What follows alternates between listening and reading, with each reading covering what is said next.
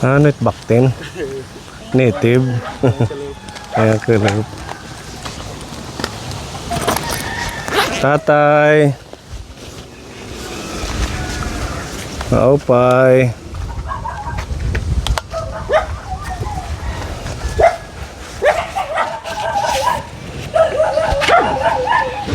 Ito po nandito tayo kila Tatay Romeo. Kumustahin natin siya.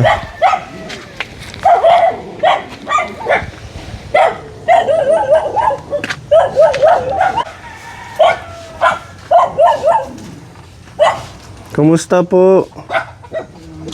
Magandang hapon.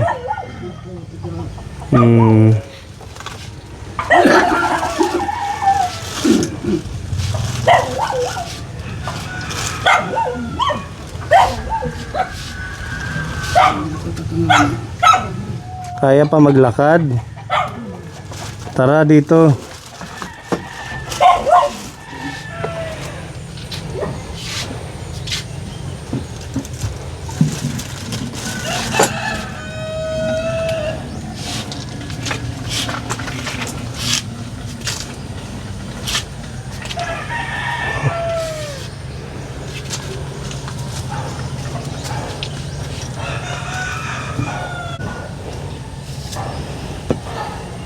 Yan, ako nakita pa hiya.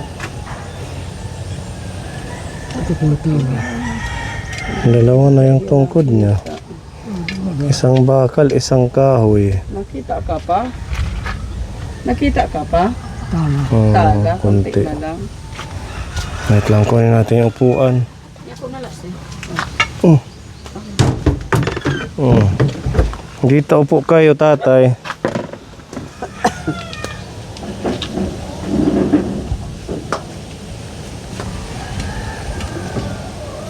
Hindi na lang mamili sa Leone. Oo. Tatay, ada na labak daw laanay.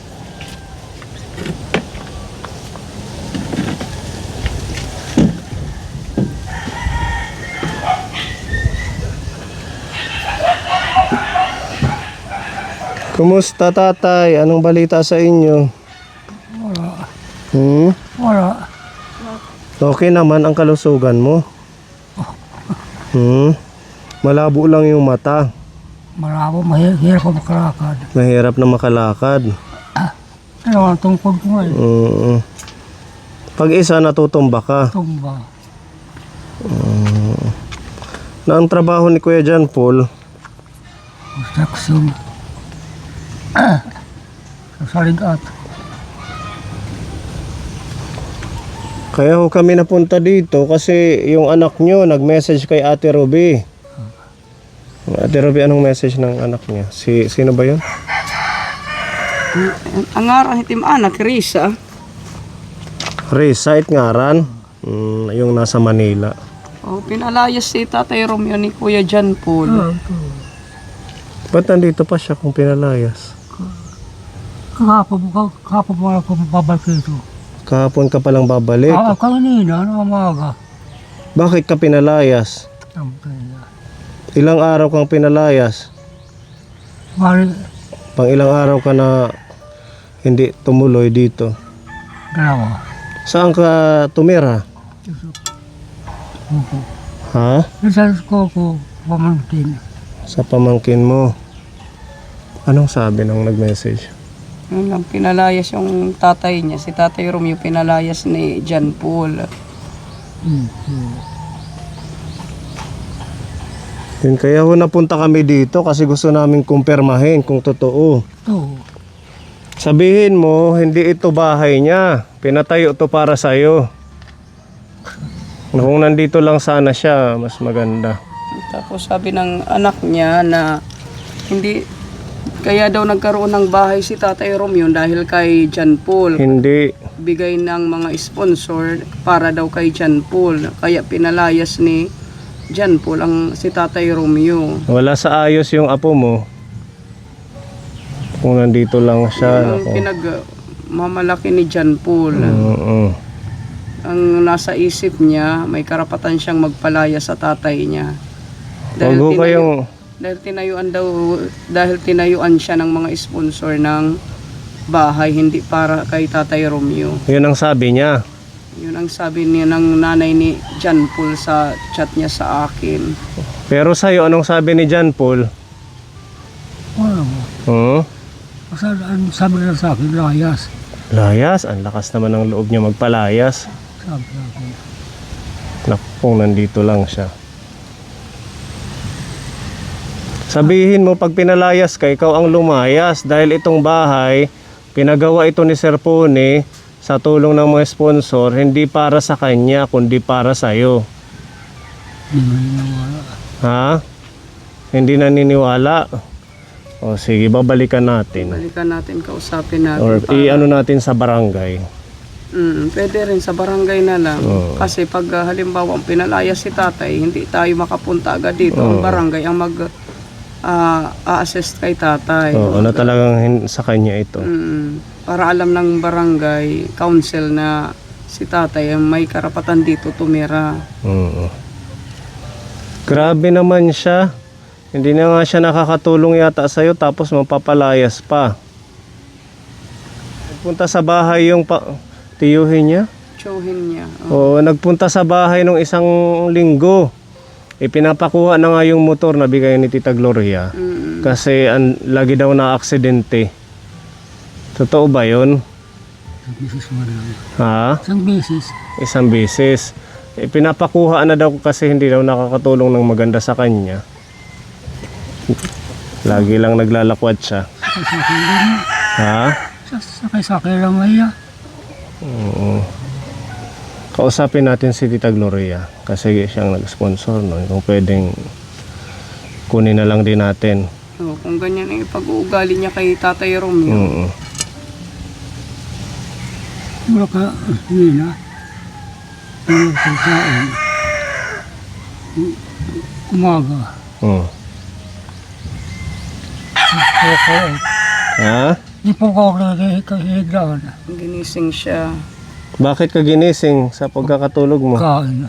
Kasi bibigyan kayang pagkain. Nawala na siguro yung init ng ulo niya sa tatay niya. Oo. Kawawala kuhan, pira. Ako pinagbabalingan.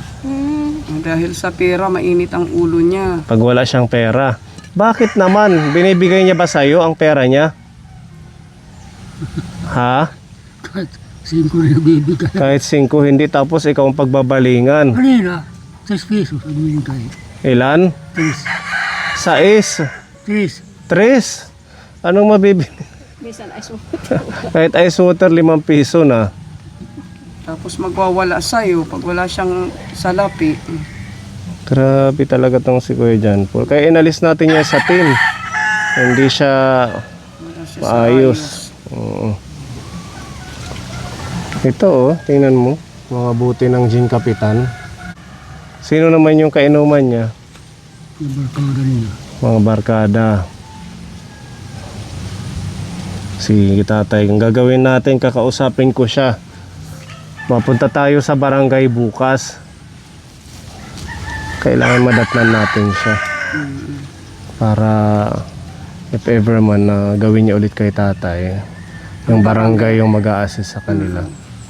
Kasi kawawa ito si tatay. Halimbawa palayasin niya ng ura-ura daw kahit 10 oras sa gabi. Hindi naman to basta papapasokin ng ibang pamangkin niya kasi nga gabi. Gawa na lang Kakadisturbo tayo ng sila. kasulatan na itong bahay na ito ay hindi kay John Paul. Ginawa ito para kay Tatay Romeo. Mainit pa lang ulo niya pag wala siyang salapi. Yun pala. Tapos ikaw ang sinisisi sa kinikita niyang pera na pinangbibisyo niya. Huwag siyang bumili ng alak. Hindi naman siya nagbibigay sa iyo. Sabi niya ng anak mo nagpapadala naman sa iyo ng pangkain. Hanggang Nagpapadala? Nagpapadala yung pagkain ni Tatay Romeo, pinadadalhan po siya. Doon kay John Paul. Kanino ipinapadala yung pera ng anak mo para sa iyo? Yung pangkain mo. Hindi kay Pero JP. siya, Nabibigay naman sa'yo. may bigas. Ang bigas na binibigay sa akin. Bigas.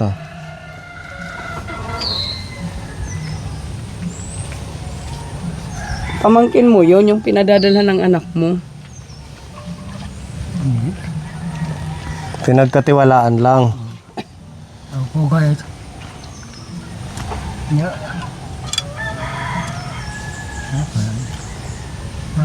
Kasi sabi ho ng anak nyo, napuntahan ka dito. Kaya sabi namin nga Ate Robin na talagang pupuntahan natin. Kasi syempre hindi naman tama na palayasin kayo. Kayo na nga yung matanda, kayo pa yung papalayasin niya. Napagkuhan ka. Hindi na aga. Mapalaya ako, mapalaya. Hindi na mainit ang ulo kaninang umaga. Salbahe si John Paul ah. Dalawang araw daw. Oo, dalawang araw ka pinalayas. Salbahe pa si John Paul, walang awa sa lulo niya. Ikaw naman sa gramakit, ikaw. Anong sabi mo nung pinalayas ka? Lumayas. Basta lumayas ka lang din. Lali kaya. Kawawa naman ano. Ikaw na makikam. Sa bagay, baka kung ano pa ang gawin sa kanya. Kaya siguro, alis na lang din si tatay. Makukulong siya pag may ginawa siyang masama sa tatay niya. Ano? Makukulong Sigurado. lang siya pag may Ipaano ginawa. natin sa barangay? Yun na lang pinakamaganda. Para hindi niya basta mapapalayas ang tatay niya. Oo. Kinaon ka na? Ano yung sura? Isda. Isda. Isda. Magsumon tayo ngayon ano? Meron dito 500 peso pinapabigay ni Tita Marie. Para sa iyo may pambili ka ng pagkain. Kasi kaya ho hindi tayo nagdala ng ayuda. Biglaan po ito. Talagang siningit lang natin para malaman kung ano ang lagay ni tatay. Ayun nga na talagang totoong pinalayas siya. At nung last time na blinag din natin si tatay, nagdala tayo ng ayuda. Ang nangyayari po sa dinadala natin, imbis na makukonsume niya, ginagamit ni John Paul sa barkada. Yan ang kwento ni tatay. Tapos pinapulutan kung ano man yung mga dala natin. Kaya ganun na lang ang gawin natin, yung kung ano yung magkakasya lang sa kanya. Bigay ni Tita Marie 500 pesos para ikaw na lang, kaya mo pang bumili or ha? Kaya pa, wag mong ibigay yan kay John Paul ha. Itago mo yan. Hindi kami natutuwa sa kanya, sabihin mo. At saka magkikita-kita tayo sa barangay. Pupunta kami ngayon para mag-report. May bakal katulad malayo. Tutubuayan na lang niya. Alalayan na lang, pupunta sa barangay. Sige. Babalikan ka namin ha, bukas. Ngayon magre-report tayo para si John Paul maabisuhan para makapag-stay siya ng isang araw. Baka isumon siya bukas. Mapatawag sa barangay. Mag-thank you ka muna kay Tita Marie. Thank you, Tita Marie. Salamat sa iyo. Bili mo ng pagkain ha. Huwag mong ibigay sa kanya. Bigay ko, sige. alam ko nga ma. Oo. Okay, babalikan na lang natin siya kapuno. Hindi pwede yung ginagawang ganito na inaagrabyado si tatay, sa kanya naman yung bahay. Hirap na nga lumakad. Oo. Sige, pasok na po. Putiki.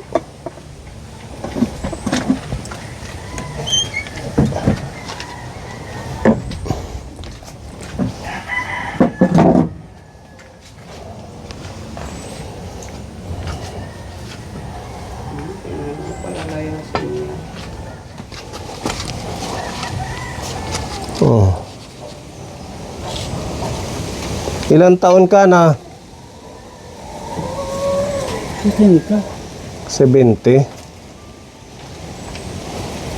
Sobra. Sobra 70.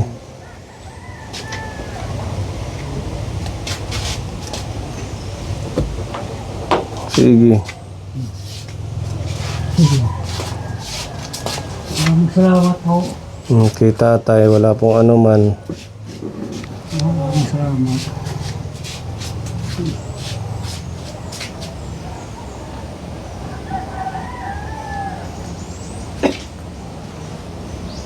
Bye-bye. Sige po, babalikan ka namin.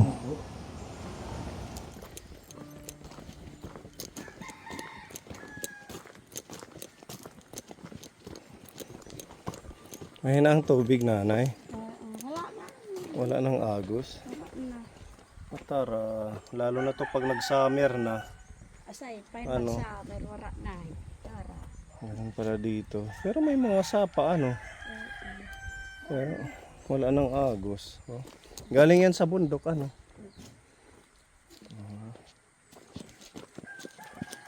Ito si tatay, oh. Hello.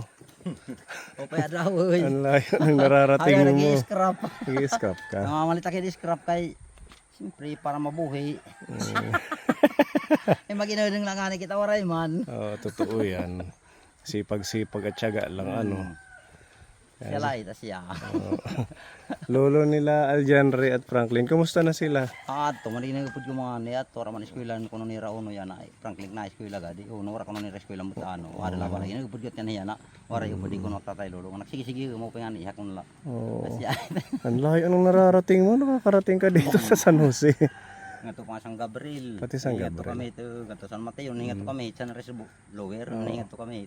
Magkano pa yung ganyang kilo? Ini, so kaya hinikunta, tag Jisin na pagpalit dito na pagpalit niya 14. Ah, Pagpalit din. Gis, tapos may benta mo 14. So may 4 na ano. Pati ito. Kaya siya tabang. Pwede na ano. Pan. Bronze naman pagpalit. Tag 150 150 bronze. kilo. Mahal ano. Bahay Aluminum. naman dito ni Rahat. Tag 350. Pwede. Huwag kayo bisalag ka. Next aluminum naman. Oo. Ito ganyan aluminum. Tag uns pagpalit dito naman na era sa sinta. Pero po ha. Oh, wow, pwede. Makausa. Bawi ka diyak nakakungid ka solid. Makausa ka kilo. Hmm. Pwede na 350 ano. Kapalit na bugas. Solid na. Pahay na ga. Sige tatay ha. Sige, sige. Mabugatak daw ni. Sinod ko lang ang tiyan. Hindi na ilakad to. Sige. Naubin na pagbalik. Kasi sinubong ko na siya di. Isama si si Aljanre pag walang pasok Nga ni. Asya ko para makatulong sa pagbubuhat. Kahit yung mga ganyan lang. Sige po. Ayan, opo. Nadaanan natin siya dito sa San Jose. Ang layo ng nararating niya din sa pagkuha ng scrap. Thank you po sa panonood ka po ni. God bless.